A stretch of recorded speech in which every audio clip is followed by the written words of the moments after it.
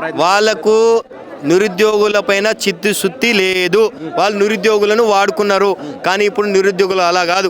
ఖచ్చితంగా రాను రాను బల్మూరి వెంకట్ గారు, అదేవిధంగా కోదండరాం, రియాజ్ వీళ్ళ పదవుల కోసం మీరు చూస్తున్నారు, మీ స్వలాభం కోసం. కానీ ముందు ఉన్న ఫ్యూచర్ గురించి మీరు రాజకీయాల గురించి ఆలోచించడం లేదు. ఇప్పటికైనా పోయేదేం లేదు. మీ ప్రభుత్వానికి ఒత్తిడి తీసుకువచ్చి 2 లక్షల ఉద్యోగాలు నిరుద్యోగ భృతి ఇస్తా అని చెప్పి ఆ బాకీని ఇవ్వమని చెప్పండి. మేము కాంగ్రెస్ ప్రభుత్వాన్ని గుండెలో పెట్టి జూబ్లీ హిల్స్లో గెలిపించుకుంటాం. మీకు చిత్తశుద్ధి ఉంటే.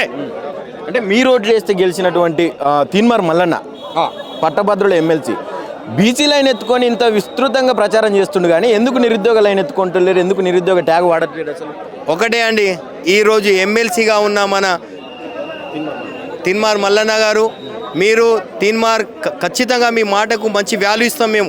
మేము మీకు అభిమానులం. కానీ మీరు నిరుద్యోగుల పక్షాన ఈరోజు మీరు మాట్లాడకపోవడం అనేది చాలా దారుణం. మీరు ఇప్పటికీ పోయేదేం లేదు. నిరుద్యోగుల తరపున 2 లక్షలు, మరి కేసీఆర్ ప్రభుత్వం ఉన్నప్పుడు, బీఆర్ఎస్ ఉన్నప్పుడు అది చేసిండ్రు ఇది చేసిండ్రు అని 100 సార్లు ప్రచారం చేసిన మన తీన్మార్ మల్లన్న గారు ఇప్పుడు ఈ ప్రభుత్వం పైన ఎందుకు స్పందించడం లేనని నేను తీన్మార్ గారి మల్లన్నకు కూడా అడుగుతున్నాను. ఏం చెప్పాలనుకుంటున్నారు? నేను ఒకటే అండి, 2 లక్షల ఉద్యోగాలు భర్తీ చేయాలి, నిరుద్యోగుల్లో ఉన్న నిరుద్యోగ భృతి ఇవ్వాలని నేను డిమాండ్ చేస్తున్నాను.